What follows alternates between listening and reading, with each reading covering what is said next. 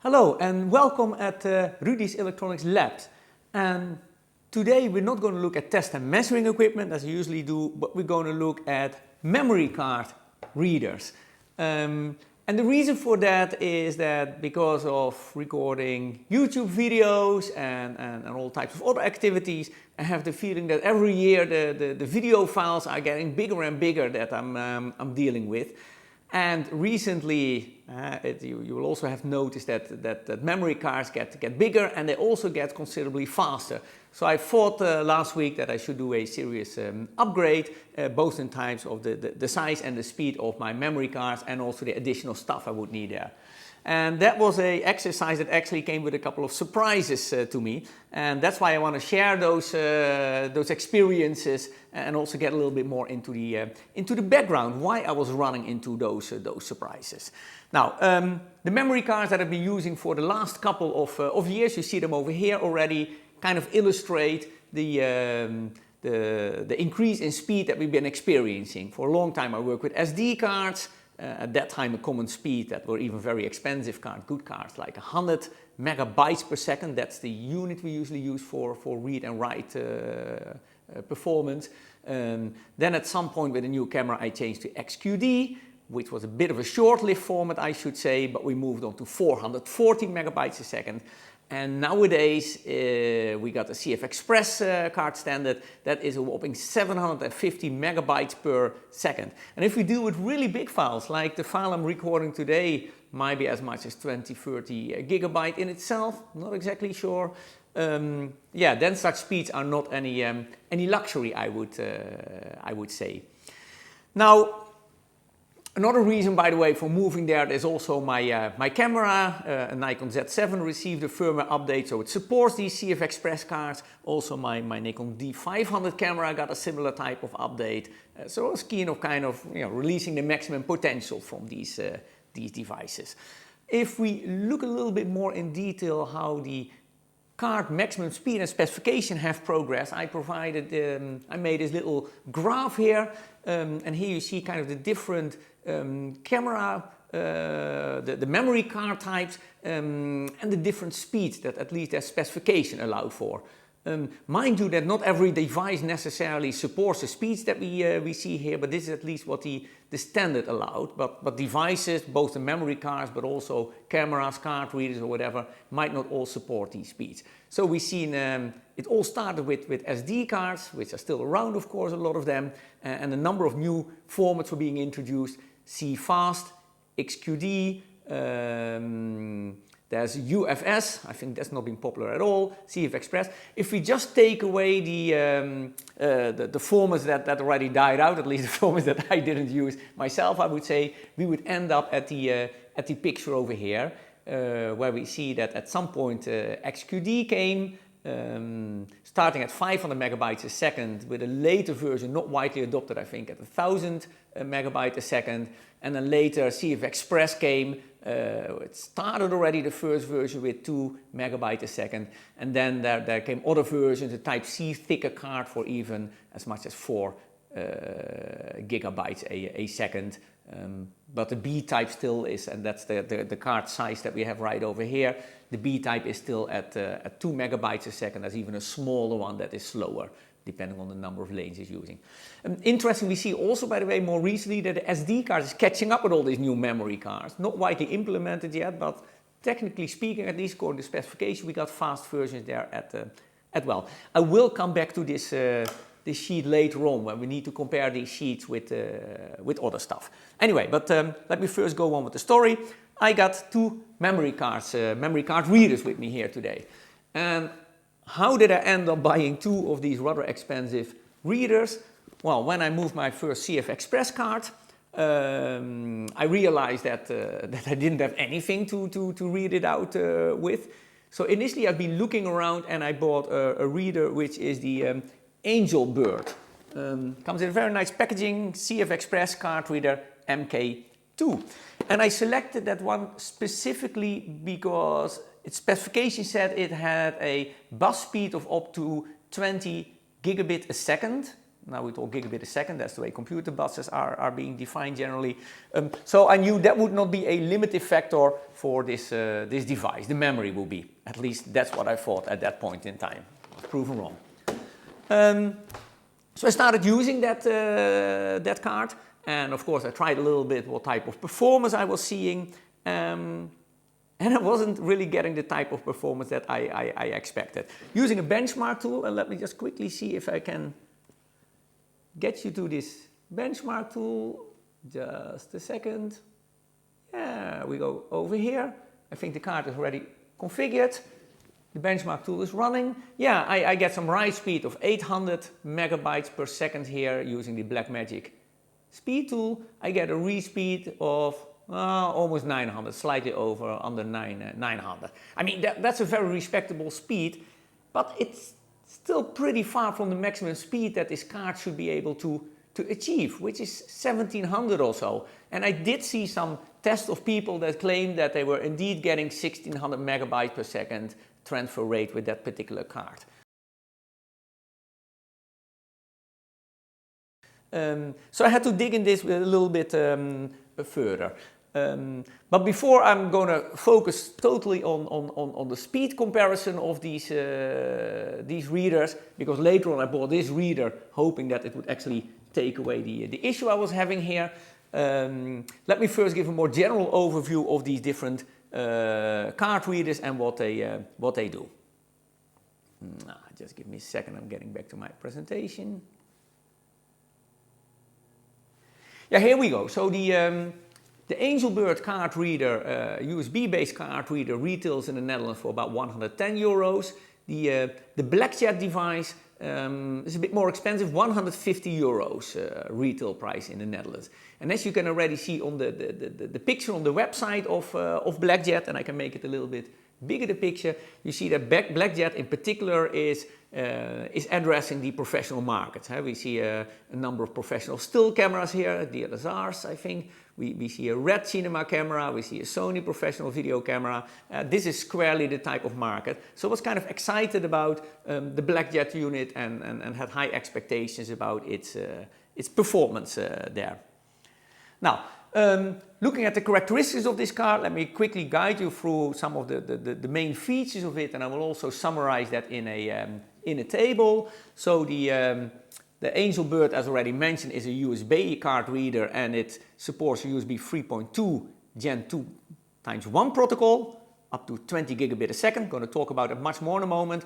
The BlackJet is a Thunderbolt 3 reader only, but Thunderbolt 3 has at least a bus speed of up to 40 gigabits a second. So it should be more than enough for anything. And that's also the reason why I got it, because I was hoping that it would solve the speed issues I was seeing with the AngelBird. The AngelBird does not specify the maximum practical speed. BlackJet does, and the website says that you can achieve up to 1600 megabytes a second. So that's kind of almost the speed that the cards are doing. The AngelBird does not have any support for XQD cards, the older type of cards.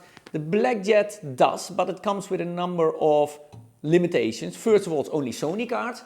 Second of all, if you have a Mac computer, you need to reinstall a special Sony driver. And third of all, that Sony driver is not available for Mac computers running on M1 or M2 processors.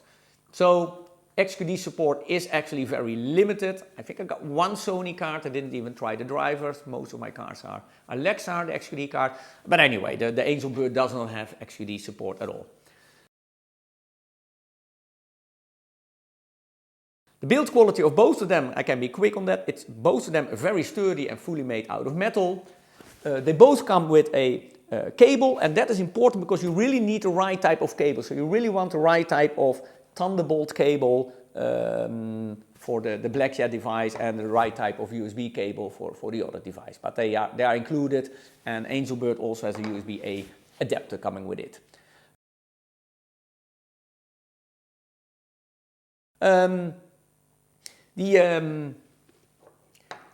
The BlackJet has a recessed card. It goes all the way in. Let me try here with a card, and that's kind of nice. You cannot break it, or should it fall or whatever.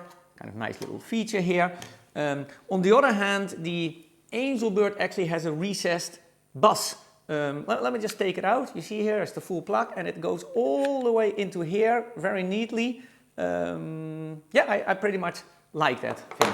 And now of course we get an error because I just dragged out the cable while it was still connected. Should of course not do that. Both of them are being bus powered, fine. In terms of, there are by the way some even bigger readers that actually have their separate power supply, that's why I'm mentioning it.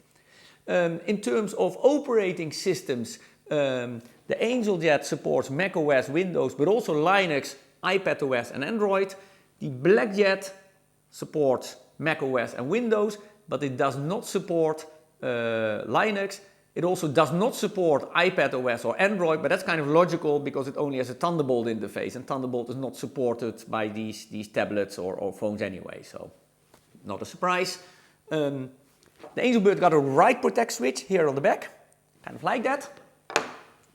And when we look at the size of the devices, these are both quite sizable devices. If I compare them with my old XQD reader, Alexa reader, this is a smallish thing. It's made of plastic, it's actually 20 grams, I checked it and I use it here with this little cable to USB-C here because it got a fixed A connection. Here we move on to already a considerably bigger device, the AngelBird.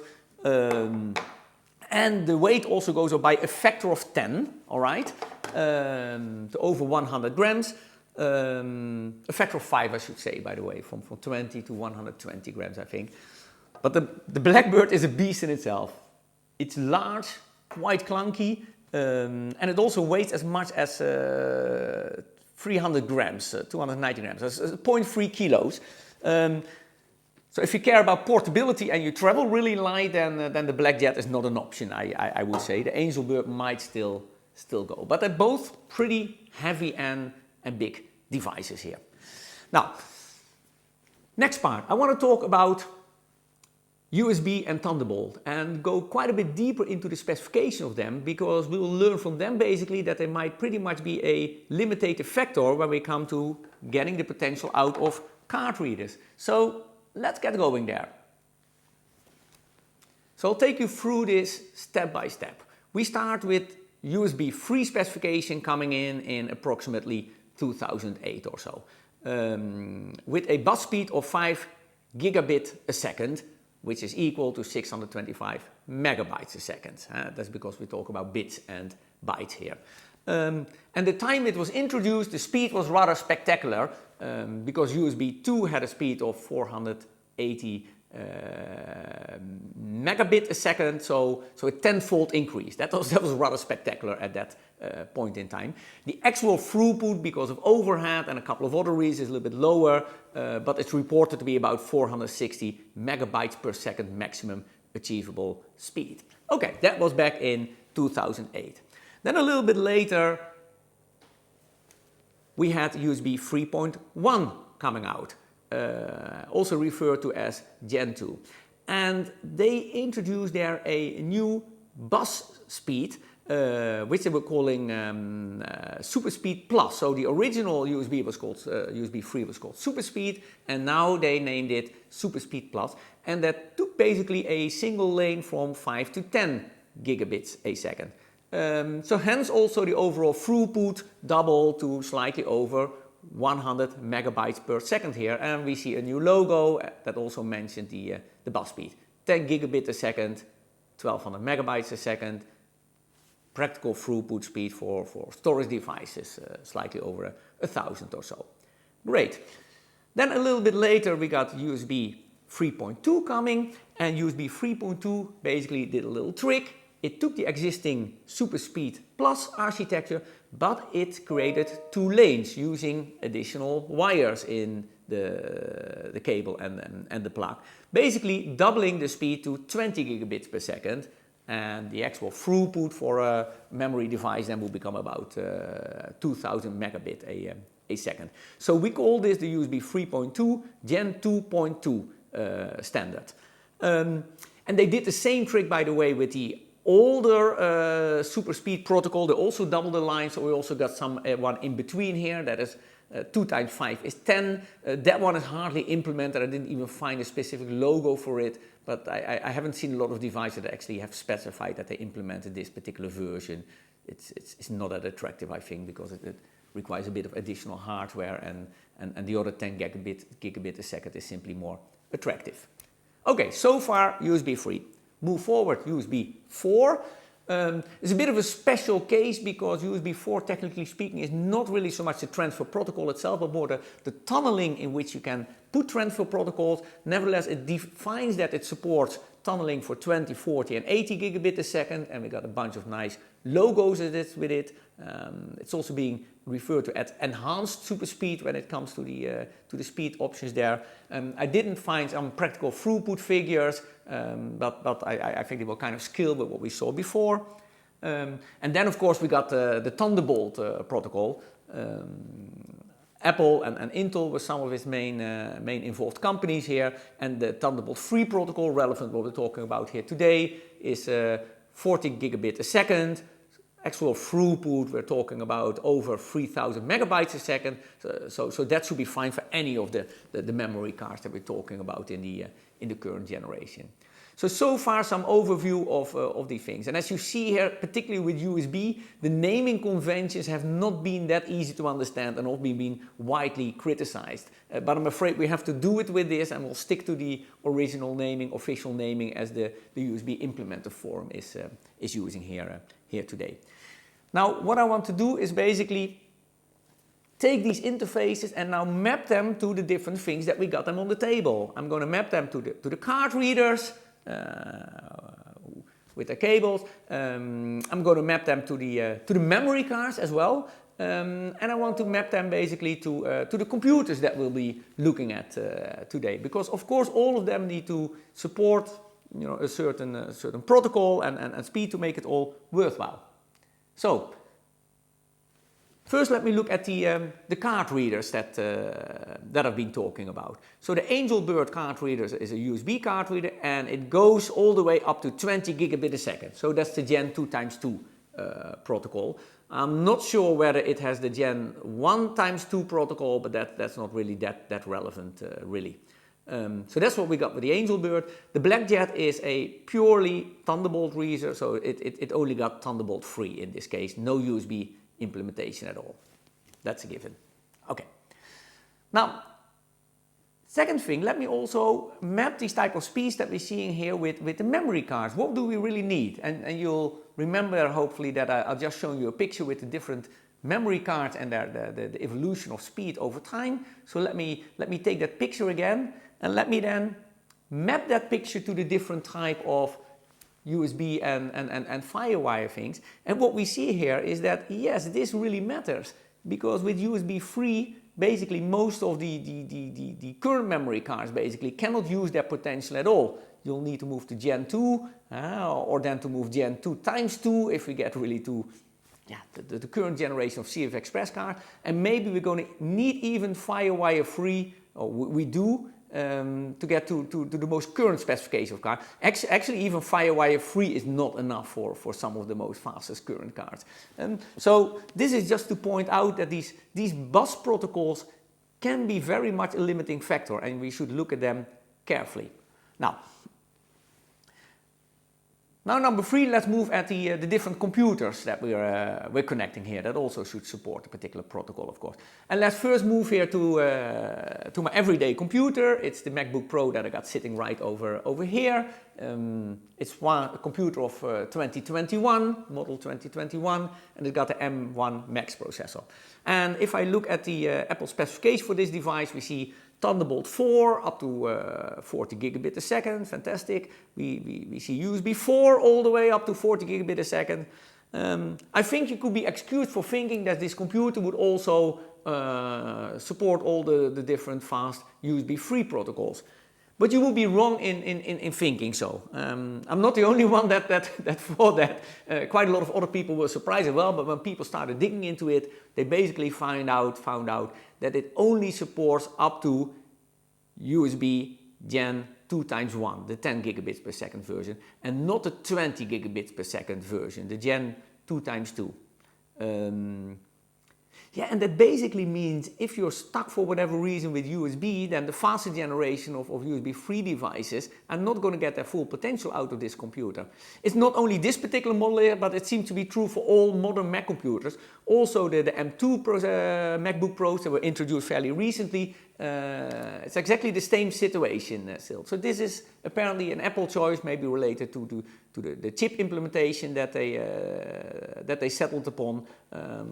But unfortunately, no support for 20 gigabit per second USB.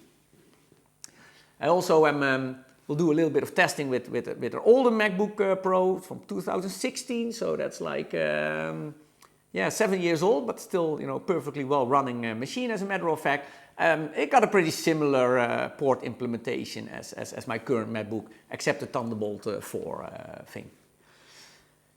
Now, I'll also be testing today a little bit with Windows PCs, because I wanted to do a more throughout, a more deeper comparison between the speeds of these cards. So I took out a couple of Windows computers I have lying around here at home, and also one of my son actually.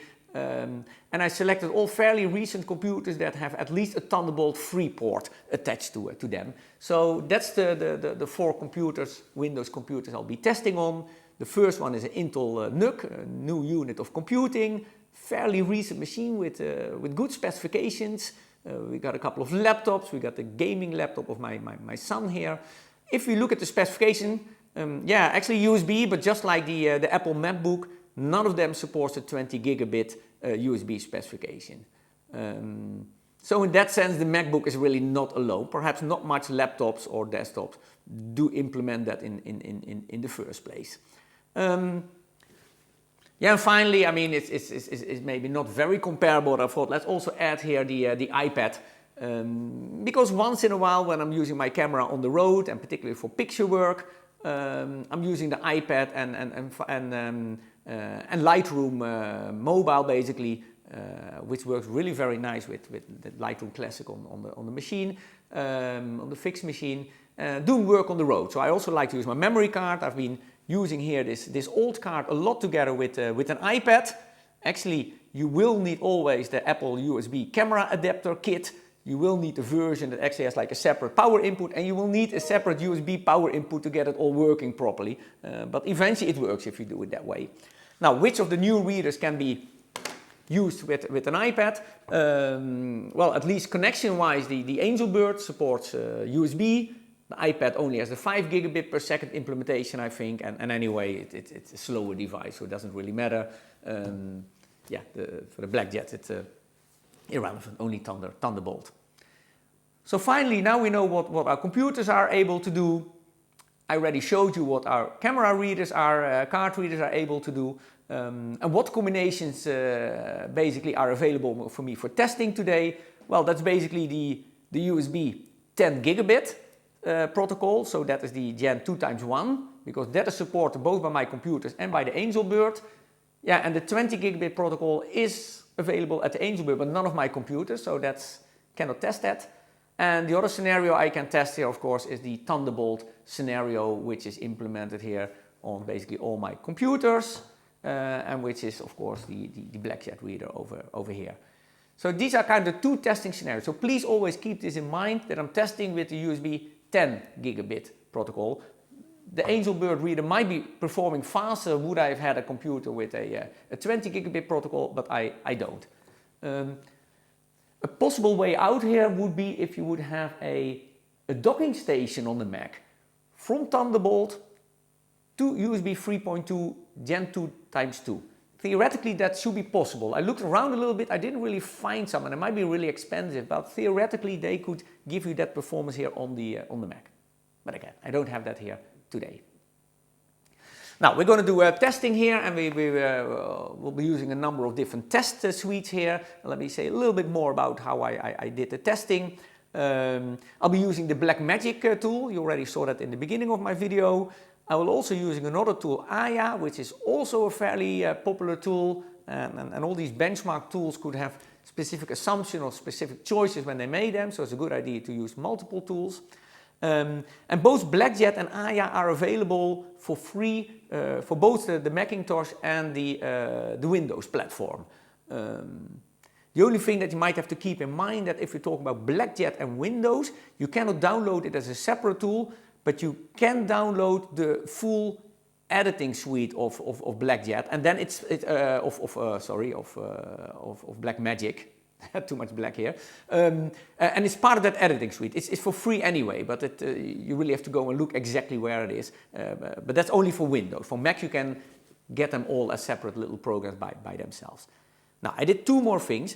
I also used the so-called I/O meter. It's only available for Windows. It's originally developed by Intel and now I think brought into open source.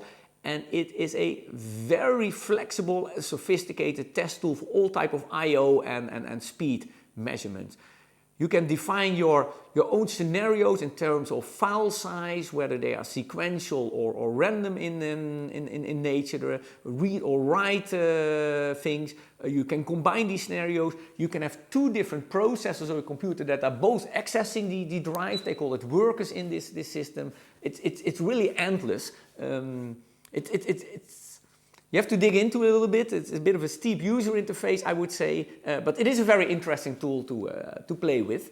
And finally, I also did drag and drop because in the end, that's the proof of the pudding. That's how I will be using these memory cards. I will be taking this big video file that I made on the camera to the computer, drag and drop it to the internal drive. These internal drives, by the way, are generally quite fast. On this machine is 5,000 megabits a second, so that's not going to be the limiting factor. Super fast here.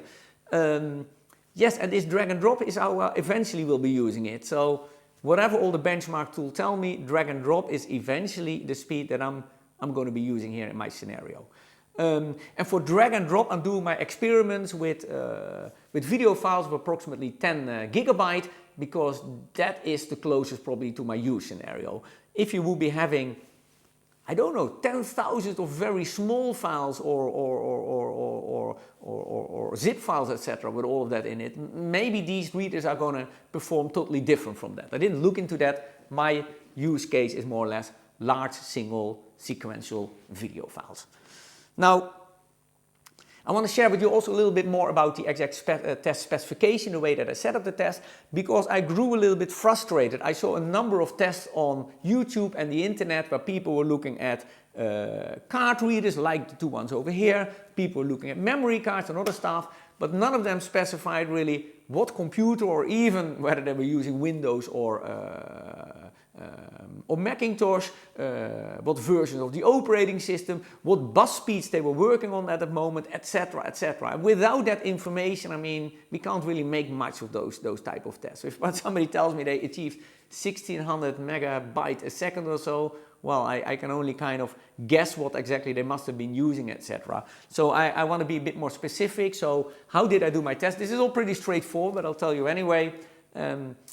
I'm always going to use the cables that are that came with the supplier. As a matter of fact, I just see that I just messed them up over here. But the real test, I can assure you, I did with the right cable. Important because that's the cable that for sure will run the good protocol. I connected them directly to my computer, nothing like docks or whatever. I formatted the memory card fresh on my camera. And at the same time after that, I recorded a clean single video file for drag and drop testing. I restarted all the computer for the test. I didn't run any other programs or stuff on it at the same time. I looked specifically at the computer, OS version, the factual interface. You'll see that in the table. And down on this sheet, you see some of the settings that are used for the different test suites. I'm not going to go in details now, but you can look that up. Now, let me go to the results of all the testing that I have been doing. Keeping in mind that I originally bought the AngelBird, I was disappointed about the speed, and then I bought the BlackJet, hoping that the Thunderbolt interface was actually the limiting factor and would get much higher speeds. Let us now take a look at the result of my testing, and I'm presenting it here in the following table. And this might look a little bit overwhelming, but let me just walk you through it. On the left, we see the different computers that I was using, including their operating system. And I'll say a little bit more about difference in operating system in a moment. So we got our 2 Apple computers and 4 Windows computers. And then we see in the second column, we see the test suite that I've been using. I didn't perform all the same tests on all the different computers, like I/O meter is not available for Apple, and I didn't have the time or resource to do all the different tests. But at least all of them I did an IA test, and all but one I did the drag and drop test, which I consider, you know, the proof of the pudding. And then in the remaining tables, columns, you see the speed in megabytes per second for the AngelBird card, read, respectively write, and for the BlackJet, read and write. Seeing all these numbers, what would we conclude from that? Well, first of all, that the BlackJet reader kind of always slower in read than the AngelBird. Not that much, but always slower. I expected it to be much faster, but it's always a bit slower than the AngelBird writer. And when we look at write performance, then it is dramatically slower. Only kind of half the speed of what a USB AngelBird writer is achieving. So I find that disappointing for what I had high expectations of a Thunderbolt free reader of a company aiming at the professional market here. There is something else in my data that is quite remarkable, and let me just pick that out for you as well, because this is when we focus on drag and drop performance. And here we see drag and drop performance on Windows computers is always much worse than what the benchmarks are telling me. While on Apple computers, drag and drop is as fast as the benchmark, or sometimes even faster, somehow on the Windows computers we see a very considerable drop of performance, almost halving its performance in an actual real life situation. And that's what I really care about, because this is the use case in which I will be using this type of devices here. Transferring big files. So actually looking at these transfer on Windows computers, what do you see happening? And I made a couple of pictures of that. You basically see that it starts off for the first maybe 10-20 seconds or so at a high transfer rate, but the computer cannot sustain that transfer rate. At some point it drops to a much lower rate, and then it keeps hanging there at maybe 200 megabytes a second, and so the overall thing averages out at 200 or 300, etc. But they're slow. Yeah, like I said, this will be a major issue for me if I will be working on Windows computers. I don't know why this is happening. I'm not sure. I saw other people writing about this, but it doesn't make sense to get like a super fast card reader if somehow the operating system or something else is throttling the thing after a couple of seconds and bringing you to low performance. And the longer the file is that you're transferring, of course, the longer time you're hanging around in this slow zone. I mean, you're only transferring with short files in a couple of seconds, then peak performance is okay. But I want to see sustained performance of really large files. What I'm recording today might be as big as maybe 20, 30 gigabytes of data. So I want this sustained rate. Okay, bringing me to the overall conclusions of today, but also an important caveat. No, not the conclusions yet.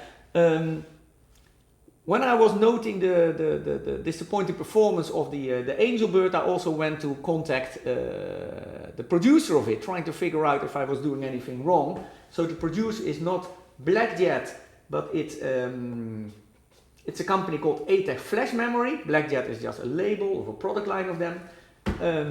And I had a quite extensive email exchange with them. I must say the help desk was quite prompt. They responded most of the time within a day or so. And a couple of things which they shared with me is the following. First of all, that they explained me that the typical type of speed that I should expect with the device is indeed some 1600 megabyte per second. So I'm not trying to achieve the unachievable. They believe that this type of speed should be attainable with the device. Second of all, they were telling me in my earlier test that if I was getting slow speeds, it might be related of using macOS 13.4. That's the Ventura, the latest release. And they explained that they have seen earlier versions of macOS 13 cause performance issues with many devices. Well, that might be true or not. And they also told me that I might want to wait for a next release of Apple macOS.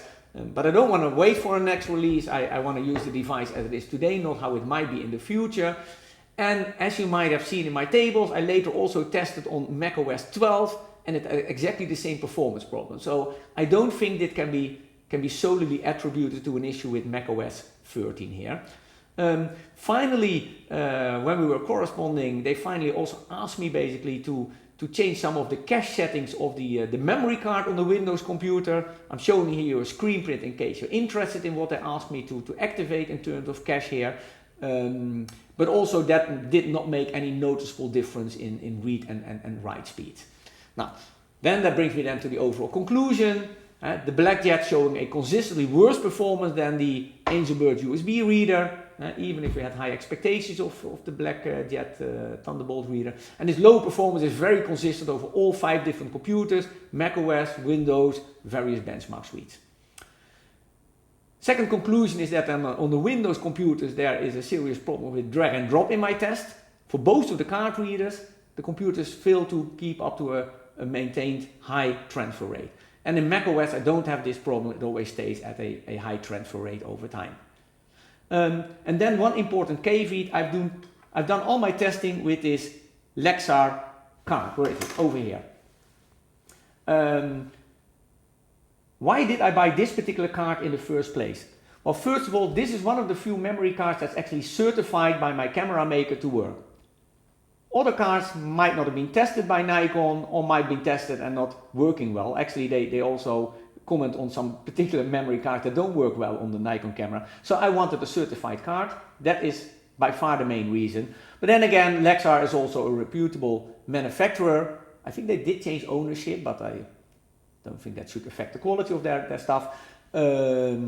I've been using a lot of Lexar cards in the past, various types, and this is also a very popular CFExpress card. I think it's one of the best selling cards. They're Gold Series, identified as 750 megabyte per second write on the label.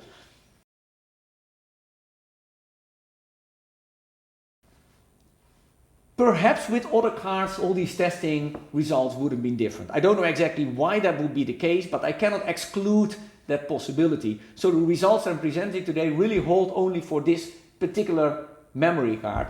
I would be happy to see how all of this performs with other memory cards. Actually, I don't think I'm going to try myself. These cards are very expensive. Another memory card of 256 gigabytes is going to cost me some 200-300 euros or so, and I don't want to put that much money just into a testing exercise here today. But again, if you interpret my results, please do keep in mind they are specifically with this card. I cannot comment on any other card brands or card types. Okay, brings me to the end of this video. I hope you found it useful, and especially if you might consider one of these 2 readers, or if you want to know more general about memory cards and important consideration about their speed. The next videos are probably going to be more or less about test and measurement equipment again, but once in a while I might drop in a video on other related aspects to my workflow or other aspects of the electronics work that I'm doing. Thanks for watching, and see you next time.